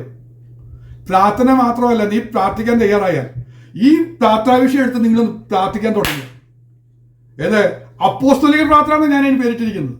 അതായത് അപ്പോസ്തലനായി യോഹന്നാൻ പ്രാർത്ഥിച്ച പ്രാർത്ഥന, നീ സകലത്തിലും ശുഭമായും ഇരിക്കണം എന്ന് ഞാൻ പ്രാർത്ഥിക്കുന്നു. നമ്മൾ പരസ്പരം മറ്റുള്ളവർക്ക് വേണ്ടി പ്രാർത്ഥിക്കുമ്പോൾ ഒക്കെ ഒന്ന് പറഞ്ഞേ, കർത്താവെ, ആ കുടുംബം സകലത്തിലും ശുഭമായും സുഖമായും ഇരിക്കണം കർത്താവെ. അവരുടെ പ്രതിസന്ധി മാറണം, അവരുടെ അശുഭമായ അവസ്ഥകൾ, അശുഭമായ ചില കാര്യങ്ങൾ ആ വീട്ടിൽ നടക്കുന്നു, യേശുവിന്റെ നാമത്താൽ നീങ്ങി മാറട്ടെ, അവർ ശുഭമായും സുഖമായും ഇരിക്കട്ടെ. അപ്പൊ ഒന്ന് പ്രാർത്ഥനയാലും സംഭവിക്കുമെങ്കിൽ, രണ്ടാമത്തെ കാര്യം പറയുക, അതിനുവേണ്ടി കർത്താവ് ട്രെയിനിങ് തരുന്നത്. നീ പ്രാർത്ഥിച്ച കർത്താവ് ഇന്ന് തൊട്ട് ട്രെയിനിങ് തരാൻ പോകുക. അവിടെ വായിച്ചത് നിങ്ങൾ കേട്ടോ, ശുഭകരമായി പ്രവർത്തിപ്പാൻ നിന്നെ അഭ്യസിപ്പിക്കുകയും നിന്റെ കാര്യങ്ങളെല്ലാം ശുഭമായിട്ട് വരാൻ വേണ്ടി നിന്നെ ഒരു ട്രെയിനിങ് തരാൻ പോവുക. എങ്ങനെയെന്നറിയോ? ആ ട്രെയിനിങ് തരുമ്പോൾ നിനക്കൊരു റൂട്ട് മാപ്പ് തരും. നീ പോകേണ്ടുന്ന വഴിയിൽ നിന്നെ നടത്തുവാനും ചെയ്യുന്ന നിന്റെ ദൈവമായ യഹോവ ഞാൻ തന്നെ. ഉദാഹരണം വേണമെങ്കിൽ ഒരു 2-3 പറയണമെന്ന് എനിക്കൊരു ആഗ്രഹമുണ്ട്. ഞാൻ വേഗത്തിൽ പറഞ്ഞു പോവാം, നമ്മുടെ ശ്രദ്ധയിലേക്ക് ഒന്ന് കൊണ്ടുവരാം. ഒന്ന്, അബ്രഹാം ശുഭമായും സുഖമായിരിക്കണമെന്ന് ദൈവം ആഗ്രഹിച്ചു. ഒരു ട്രെയിനിങ് കൊടുക്കാൻ തീരുമാനിച്ചു. അപ്പോൾ എന്താ ചെയ്യുന്നത്? ഒരു വഴി കാണിച്ചു കൊടുക്കുക. നീ വീട്ടിൽ നിന്ന് ഇറങ്ങിക്കോളാൻ പറഞ്ഞു. ചാർച്ചക്കാരെയും പിതൃഭവനും ഒക്കെ വിട്ട് നീ ഇറങ്ങിക്കോ. ഞാൻ കാണിപ്പാനിരിക്കുന്ന ദേശത്തേക്ക് നീ ഇങ്ങോട്ട് പുറപ്പെട്ടോ. ബാക്കി ഞാൻ പറഞ്ഞുതരാം. അതിന് ട്രെയിനിങ് കൊടുക്കുക. പോകുന്ന വഴിയിൽ പ്രശ്നങ്ങൾ പലതും ഉണ്ടാകുക. ഭയങ്കര ട്രെയിനിങ് കൊടുക്കുന്നത്. എന്താ പ്രശ്നം എന്ന് പറയാം? ഒന്നാമത്തെ പ്രശ്നം, ലോത്തുമായിട്ട് പിരിയേണ്ട സിറ്റുവേഷൻ. ലോത്തിന്റെ ഇടയന്മാരും അബ്രഹാമിന്റെ ഇടയന്മാരും തമ്മിൽ പ്രശ്നം ഉണ്ടാവുക. ആ പ്രശ്നം വരുന്ന സമയത്ത് ട്രെയിനിങ് കിട്ടി. സ്വത്തിനെ കുറിച്ചുള്ള അവന്റെ വീക്ഷണം മാറി. ലോത്ത് പച്ചയും പുഷ്ടിയുള്ള സ്ഥലം നോക്കി എടുക്കുമ്പോൾ നീ എടുത്തു, നിനക്ക് ഇഷ്ടമുള്ള സ്ഥലം, എനിക്ക് വേണ്ട, എനിക്ക് മരുഭൂമിയും പാറയും മതിയെന്നും പറഞ്ഞ് അത് സ്വീകരിക്കാനുള്ള മനസ്സ്. എന്നാ നല്ല ട്രെയിനിങ്ങാ നോക്കി. ഇങ്ങനെ നീ ചെയ്തെടുത്തു കഴിഞ്ഞാൽ നിനക്ക് എങ്ങനെ ശുഭം വരാനാ? നീ ആ ലോത്ത് തെരഞ്ഞെടുത്ത പോലെ സോതോം തെരഞ്ഞെടുക്കണ്ടേ? പച്ചപ്പ് നോക്കിയിട്ട്. ഇല്ലാതെ നിന്റെ കാര്യം നടക്കും. നിനക്ക് ഈ ആടുമാടിനെ തീറ്റിക്കണ്ടേ? ഇതാ നമ്മൾ ചോദിക്കുന്നത്. പക്ഷെ സംഭവിച്ച കാര്യം ഒന്ന് ഓർത്തു നോക്കി. ആ ട്രെയിനിങ്ങും ആ വഴി കൂടെ പോയപ്പോ ലോത്തിനേക്കാൾ ശുഭമായി സുഖമായി ഇരുന്നത് ആരാന്ന് ചോദിച്ചാൽ അബ്രഹാം അല്ലേ? 318 അഭ്യാസികളൊക്കെ ഒന്ന് ഓർത്തു നോക്കി. അവരുടെ ഫുഡ് ഒരു പ്രശ്നമില്ല. അവർക്കെല്ലാം അഭ്യാസം എന്നൊക്കെ പറഞ്ഞു കഴിഞ്ഞാൽ അവർക്ക് കൊടുക്കേണ്ട ഫുഡ് ചില്ലറയൊന്നുമല്ല. നല്ല പോഷകസമൃദ്ധമായ ഫുഡ് അവിടെ ഉണ്ടെന്ന് അർത്ഥം. സമൃദ്ധിയായിട്ടിരിക്കുക. ആരെങ്കിലും ഗസ്റ്റ് വന്നു കഴിഞ്ഞാൽ അങ്ങ് അറുത്ത് വെട്ടാൻ റെഡി ആയിട്ടിരിക്കുക. അപ്പോളെ പാകപ്പെടുത്താൻ പറ്റിയ ആൾക്കാരും. ഇടങ്ങഴി മാവോ 3 ഇടങ്ങഴി മാവോ ഒന്നും പ്രശ്നമില്ല. അങ്ങ് കുഴച്ചങ്ങ് എടുക്കുക. നിങ്ങൾ സമൃദ്ധിയായിട്ട് തന്നെയെന്ന് പറഞ്ഞു. അപ്പോൾ ഇറച്ചിയൊക്കെ കൊടുത്ത്. അപ്പോൾ അവിടെ ഒന്ന് പറഞ്ഞു നോക്കി, ആ ട്രെയിനിങ്ങിൽ അങ്ങ് വിജയിച്ചു. ഇനി ഒന്ന് പറഞ്ഞു നോക്കി, രണ്ടാമത്തെ അതിലും വല്ലാത്ത ട്രെയിനിങ്ങാണ്. ഹാഗാറിനെ പുറത്താക്കിയത്. ഒരു സന്തതി ഇല്ല എന്ന് പറഞ്ഞുകൊണ്ടിരിക്കുന്ന സമയത്ത് അബ്രഹാമിനെ മാനം രക്ഷിക്കാൻ വേണ്ടി ഒരു ഇസ്മയിലിനെ കിട്ടി. അപ്പോൾ ആ വീട്ടിലെ ഒരു പ്രതിസന്ധിയും വീണ്ടും അടുത്ത ക്രാഷ് ഉണ്ടാവുക. ഡിസിഷൻ എടുക്കാൻ വല്ലാത്ത ബുദ്ധിമുട്ടുള്ളതാണ്. ഇസ്മായിൽ ജീവിച്ചിരുന്ന മതി എന്ന് വരെ പറഞ്ഞ് പ്രാർത്ഥിക്കുന്ന ഒരു സിറ്റുവേഷനാണ്. കർത്താവ് ഒരു രാത്രി ട്രെയിനിങ് കൊടുത്തു കഴിഞ്ഞപ്പോൾ ആ ട്രെയിനിങ് അനുസരിച്ച് വഴി അനുസരിച്ച് നോക്കിയപ്പോൾ ഒരു തുരുത്തി വെള്ളവും കൊടുത്തിട്ട് ഒരു അടയും കുറച്ച് വെള്ളവും കൂടെ കൊടുത്തിട്ട് ഹാഗാറിനെ അങ്ങ് പറഞ്ഞു വിടുക. ഒരു വിഷമമില്ലാതെ, അത് ദുഃഖമായിട്ട് തോന്നാതെ അങ്ങ് പറഞ്ഞു വിടുക. ആദ്യം ഒരു ചിലർ പറയുന്നത് ഈ ഇത്രയും നിസ്സാരമായ ഫുഡ് കൊടുത്തു വിട്ടത് കുറച്ച് കഴിയുമ്പോൾ അവളെ തിരിച്ചു വന്നോട്ടെ എന്ന് ഓർത്തിട്ടാണ് എന്നാ പറഞ്ഞത്. പക്ഷെ ദൈവത്തിന്റെ പദ്ധതിയിൽ അങ്ങനെയല്ല. അവളെ പിന്നെ അങ്ങ് മാറ്റി നിർത്താൻ തന്നെയാണ് പദ്ധതി. ഒന്ന് ഓർത്ത് നോക്കിയാൽ ട്രെയിനിങ് എത്ര വല്ല ആ ദുഃഖം സഹിക്കാൻ പറ്റുമോ? സുഖം വല്ലതും ഉണ്ടാവുമോ? പിന്നെ സ്വന്തം മൂത്ത തലമുറ നഷ്ടപ്പെട്ടു പോയപ്പോൾ ഭയങ്കര ദുഃഖം വരില്ലേ? പക്ഷെ ദുഃഖമില്ല നീ മനുഷ്യന്. ഈ ദുഃഖം മാറാൻ വേണ്ടി ഇതാ വീട്ടിനകത്ത് ചിരിച്ചോണ്ടിരിക്കുക. ഒരു ഇസ്ഹാക്ക് നിന്ന് ചിരിച്ചോണ്ടിരിക്കുക. ഇവന്റെ വിഷമം ഒക്കെ മാറ്റാൻ വേണ്ടി ചിരി അങ്ങ് നിന്ന് ചിരിച്ചോണ്ടിരിക്കുക. അപ്പൊ അടുത്തത് കർത്താവ് പറയാ, അടുത്ത ട്രെയിനിങ് ഇസ്ഹാക്കിനെ നീ കൊണ്ടുപോയി യാഗം കഴിക്കണം. എങ്ങനെ സുഖം വരാനാ? കഠിന ദുഃഖം വരണ്ട.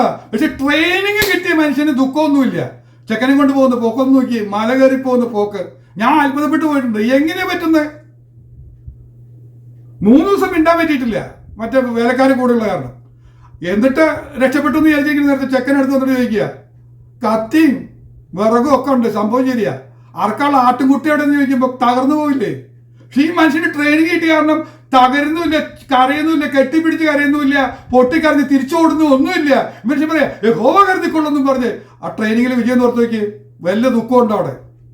നമുക്ക് കാണാൻ പറ്റുന്നില്ല, വിശ്വസിക്കാൻ പറ്റാത്ത രീതിയിലാണ്. ഇതാ ഈ അഭ്യാസം, ഇതാ ദൈവം അഭ്യസിപ്പിക്കുന്നത്. നിന്റെ ജീവിതത്തിൽ പ്രതിസന്ധി വരാം, തലമുറയുടെ നേരെ പ്രശ്നം വരാം, നിന്റെ സമ്പത്തിന് നേരെ പ്രശ്നം വരാം, സഹോദര ബന്ധങ്ങൾക്ക് നേരെ പ്രശ്നം വരാം. പക്ഷെ ഇവിടെ ഒന്നും നിന്റെ സുഖം നഷ്ടപ്പെടില്ല. നിന്റെ ശുഭകരമായ അവസ്ഥയ്ക്ക് ഒരു കോട്ടം വരാതെ നിന്നെ കൊണ്ടുപോകാൻ വേണ്ടുന്ന ട്രെയിനിങ് എന്റെ കർത്താവ് തരുന്നത്. ആ ട്രെയിനിങ് കിട്ടാൻ വേണ്ടി നീ പ്രാർത്ഥിക്കാൻ പറഞ്ഞത്. ഇല്ലെങ്കിൽ ഇനി മുന്നോട്ട് പോകാൻ പറ്റില്ല. കാലങ്ങൾ കഴിയുന്തോറും പ്രതിസന്ധി കൂടി വരികയുള്ളൂ. നമ്മുടെ ഒട്ടി നിന്നവർ പറ്റുന്നവർ പറ്റിച്ചു പോവുകയും കഷ്ടം വരുത്തുകയും ക്ലേശം വരുത്തുകയും ചെയ്യുന്ന, നിന്ദിക്കുകയും പരിഹാസിക്കുകയും ചെയ്യുന്ന ഘട്ടങ്ങൾ വരാൻ പോകുക. അതിനു മുമ്പ് ട്രെയിനിങ് കിട്ടിയാൽ നിന്റെ സുഖത്തിനൊരു കുഴപ്പം വരില്ല, നിന്റെ ശുഭമായ അനുഭവങ്ങൾക്കും ഒരു കുഴപ്പം വരില്ല. ഇനിയും നമുക്ക് 4 കാര്യങ്ങൾ പ്രധാനപ്പെട്ട അബ്രാമിന്റെ കാര്യത്തിൽ പറയുന്നത്. സോദോമിന്റെ രാജാവിൽ നിന്ന് ധനം കിട്ടിയപ്പോഴത്തെ ഡിസിഷൻ ഒന്ന് ഓർത്ത് നോക്കി. ധനം വിഷയമല്ലെന്ന്. കാരണം എന്താ? അഭ്യസിപ്പിച്ചു. നീ സുഖമായിരിക്കാൻ പണം വേണ്ടെന്ന് പഠിപ്പിച്ചു. നമ്മൾ അതിനെക്കുറിച്ചുള്ള ധനത്തിന്റെ ചിന്ത വന്നാൽ അത് വഞ്ചനയായി മാറും. അതിൽ പെട്ടാൽ നിന്റെ വിശ്വാസം നഷ്ടപ്പെടും. അകത്ത് കത്തിയ വചനത്തിന്റെ വിത്തൊക്കെ കെട്ടുപോകും. പ്രശ്നം മനസ്സിലായോ? പക്ഷെ ട്രെയിനിങ് കിട്ടിയാൽ ധനത്തിന്റെ ചിന്ത അങ്ങ് പോവും. അത് വേണ്ടാന്ന്, അതൊരു വിഷയമല്ലെന്ന്. നിന്നെ അത് വിഷയമായി ഭരിച്ചാൽ പോയി, നിന്റെ സുഖം പോയി, ശുഭം പോയി, എല്ലാം പോയി. എന്നാൽ ട്രെയിനിങ് കിട്ടിയപ്പോൾ അവിടെ വിജയം കിട്ടി. ഇനിയും പറയാൻ പോയി കഴിഞ്ഞാൽ തീരില്ല. ഞാനൊരു ചുരുക്കം കാര്യങ്ങളോട് പെട്ടെന്ന് അവസാനിപ്പിക്കാം. മരുഭൂമിയിൽ 40 വർഷം ട്രെയിനിങ് കൊടുത്തു. എവിടെ കൊണ്ടെത്തിക്കാനോ പറയൂ? ശുഭകരമായൊരു നാട്ടിൽ, കനാൻ നാട്ടിൽ, പാലും തേനും ഒഴുകുന്ന നാട്ടിൽ കൊണ്ടെത്തിക്കാൻ പോകുന്ന സമയത്ത് കർത്താവ് ട്രെയിനിങ് കൊടുത്തു. എങ്ങനെ ട്രെയിനിങ്? തണല് നീ പഠിച്ചോ, അത് കർത്താവാണ്. വെളിച്ചം അത് കർത്താവ് ഒരുക്കുന്നതാ. വഴി കർത്താവ് ഒരുക്കുന്നതാ. ഭക്ഷണം നീ ഒരുക്കുന്നതല്ല, കർത്താവ് ഒരുക്കുന്നതാ. വെള്ളം അത് കർത്താവ് ഒരുക്കുന്നതാ. വസ്ത്രവും ചെരുപ്പും അത് കർത്താവ് തരുന്നതാ. ആരോഗ്യം കർത്താവ് തരുന്നതാ. അവരിലൊരു ബലഹീനത ഉണ്ടായിരുന്നില്ലെന്നേ. യുദ്ധം യഹോവയ്ക്കുള്ളതാ. നീ യുദ്ധമൊന്നും ചെയ്യണ്ട, നിനക്ക് ആയുധം വേണ്ട, പരിശീലനം വേണ്ട. ഇതിനൊക്കെ ട്രെയിനിങ് കൊടുത്തിട്ട് അവരൊരു രാജ്യത്ത് ഉണ്ടാക്കി. ശുഭമായി ജീവിച്ചു എന്ന് പറഞ്ഞു. പാലും തേനും ഒഴുകുന്നത്. ഇനി അടിമത്തൊന്നുമില്ല. നീ ശുഭമായും സുഖമായും അങ്ങ് ജീവിച്ചു എന്ന് പറഞ്ഞു. അബ്രഹാമിനെ കൊണ്ടെത്തിച്ചു കനാൻ ദേശത്ത്. ട്രെയിനിങ് കഴിഞ്ഞ് കൊണ്ടുവന്ന് കഴിഞ്ഞാൽ പിന്നെ ശുഭവും സുഖവുമായിട്ട് ജീവിക്കാനുള്ള വഴിയിലേക്ക് ദൈവം കൊണ്ടുവരിക. ഇതാ ദൈവത്തിന്റെ പദ്ധതി. അപ്പോൾ അതിനുവേണ്ടി നമ്മൾ പ്രാർത്ഥിക്കേണ്ടത് ശുഭമായി സുഖമായി ഇരിക്കണം. ദാവീദിനെ കുറിച്ച് അപ്പന്റെ ആഗ്രഹം എന്താന്ന് ചോദിച്ചു കഴിഞ്ഞാൽ, ഈ 8-ാമൻ, ഒന്നും കൂടെ പറഞ്ഞു കഴിഞ്ഞാൽ മിസ്രൈമ്യ ദാസിയിൽ നിന്നുണ്ടായ ഈ 8-ാമൻ ഒന്ന് ചത്തുപോയെങ്കിൽ കൊള്ളായിരുന്നു. എൻ്റെ മാനക്കേട് അങ്ങ് പോകും. 7 ആൺമക്കൾ എന്ന് പറഞ്ഞു കഴിഞ്ഞാൽ ആ പോകുന്ന സ്ഥലത്തൊക്കെ വലിയ അഭിമാനമാ. ഈശായി അവൻ 7 ആൺമക്കളുള്ളവനാ, കർത്താവിനാൽ അനുഗ്രഹിക്കപ്പെട്ടവനാന്ന് പറഞ്ഞ് എവിടെ ചെന്നാലും സദസ്സിൽ ചെന്നാലും ഒരു വെയിറ്റാ. ഈ 8-ാമൻ ഒരു അശുഭമാ. അതുകൊണ്ട് ഇവനെ കാട്ടിലേക്ക് പറഞ്ഞയച്ചു. ഏത് കാട്ടിലേക്ക് പറഞ്ഞയച്ചെന്ന് അറിയോ? സിംഹവും കരടിയും ഉള്ള കാട്ടിലേക്ക് പറഞ്ഞയച്ച് എങ്ങനെയും കീറിക്കളയണമെന്ന്. പക്ഷെ എൻ്റെ കർത്താവിൻ്റെ പദ്ധതി എന്നറിയോ?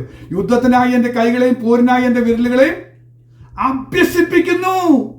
കർത്താവ് ട്രെയിനിങ് കൊടുക്കുക. നീ കരടി അശുഭമായി നിന്റെ ജീവിതം പോകേണ്ടടുത്ത് നിന്നെ ട്രെയിനിങ് തന്ന് നിന്നെ എവിടെയാക്കാൻ പോകുന്നറിയോ? ശുഭകരമായ അവസ്ഥയിലേക്ക് കൊണ്ടുപോകാൻ പോവുക. നീ ശുഭമായും സുഖമായി ഇരിക്കണം. എവിടെയാന്ന് പറയോ? കൊട്ടാരത്തിൽ കനകസിംഹാസനത്തിൽ ഇരിക്കണം. അത്രയും സുഖവും ശുഭവും അനുഭവിച്ചവർ വേറെ ആരാ ഉള്ളത്? ആർക്ക് വേണമെങ്കിൽ സ്വത്ത് വീതിച്ചു കൊടുക്കാൻ മാത്രമുള്ള സമ്പത്ത്. യോനാഥാൻ നിമിത്തം ഞാൻ ആഗ്രഹത്തോട് കരുണ കാണിക്കാൻ ഒരു മെഫിബോശത്ത് വന്നോ, കൊടുത്തോ എന്ന് പറയാൻ എന്നൊക്കെ ഉണ്ടോ? ആർക്ക് വേണമെങ്കിൽ കൊടുക്കാളൂ, ഇഷ്ടം പോലെ. ഇവിടേക്ക് കൊണ്ടെത്തിച്ച ട്രെയിനിങ് ഒന്ന് ഓർത്ത് നോക്കി. ഇതാ പറഞ്ഞത്, ദൈവമക്കളെ, നമ്മെക്കുറിച്ച് ദൈവത്തിന്റെ ഉദ്ദേശം അതാ. അതിനുവേണ്ടി പ്രാർത്ഥിക്കണം. യോഹന്നാൻ പ്രാർത്ഥിച്ച പ്രാർത്ഥനയെ നമ്മളൊന്ന് പ്രാർത്ഥിക്കണം. ഞാൻ ഒരു വാക്യം കൂടെ വായിച്ചിവിടെ തൽക്കാലം നിർത്തുക. അതിൻ്റെ ബാക്കി കാര്യങ്ങൾ പറയുന്നില്ല. ശുഭമായിരിക്കാൻ ചെയ്യേണ്ട ഒരു 7-8 കാര്യങ്ങൾ പറയണമെന്ന് ആഗ്രഹം ഉണ്ടായിരുന്നു. മറ്റൊരവസരത്തിൽ പറയാം. ഒരുപക്ഷെ നിങ്ങൾക്ക് അറിയാവുന്ന കാര്യങ്ങളായിരിക്കാം. അതുകൊണ്ട് അത് ഞാൻ പറയുന്നില്ല. ഒരു 2 ദിനവൃത്താന്തങ്ങളുടെ പുസ്തകം 7-ാം അധ്യായം 11-ാമത്തെ വാക്യം വായിച്ച് ഞാൻ ഇവിടെ വാക്കുകൾ നിർത്തുക. ഇങ്ങനെ ശലോമോൻ യഹോവയുടെ ആലയവും രാജധാനിയും തീർത്തു. യഹോവയുടെ ആലയത്തിലും തൻ്റെ അരമനയിലും ഉണ്ടാക്കുവാൻ ശലോമോന് താല്പര്യമുണ്ടായിരുന്നതൊക്കെയും അവൻ ശുഭമായി നിവർത്തിച്ചു. നിനക്ക് താല്പര്യമുള്ള കാര്യങ്ങൾ അത് ശുഭമായി നിവർത്തിക്കാൻ ദൈവം നിന്നെ അനുഗ്രഹിക്കാൻ പോവുക. ഒരു ആമേൻ പറഞ്ഞാട്ടെ. ആമേൻ. യേശുവിന്റെ നാമത്താൽ നീ ആഗ്രഹിക്കുന്ന ചില വിഷയങ്ങൾ, പ്രാർത്ഥനാ വിഷയമായി നീ വ്യക്തിപരമായി കൊണ്ടുവച്ച ചില വിഷയങ്ങളില്ലേ, ഞാൻ പറഞ്ഞത് മാറ്റി വെച്ചോളാൻ. എന്നാൽ എൻ്റെ കർത്താവ് പറയുക, നീ മനസ്സിൽ കരുതിയ വിഷയങ്ങളുടെ മധ്യത്തിൽ എൻ്റെ കർത്താവ് പറയുക, ഞാൻ നിന്നെ അനുഗ്രഹിച്ചു കഴിഞ്ഞാൽ ആ താല്പര്യം ഉണ്ടായിരുന്നതൊക്കെയും, നിന്റെ മനസ്സിൽ താല്പര്യമുണ്ടായിരുന്നതൊക്കെയും, ഇന്ന് താല്പര്യമായി നീ വെച്ചിരിക്കുന്ന എല്ലാ വിഷയങ്ങളും ശുഭമായി നിവർത്തിക്കുവാൻ ദൈവം നിന്നെ അനുഗ്രഹിച്ചിരിക്കുക. ഈ അനുഗ്രഹവചനങ്ങളാൽ ദൈവം ഉപകാരങ്ങൾ ഓർത്തു നിരന്തരം നന്ദിയാൽ പ്രിയനെ വാഴ്ത്തിപ്പുകഴ്ത്തിടാം. തന്നുപകാരങ്ങൾ ഓർത്തു നിരന്തരം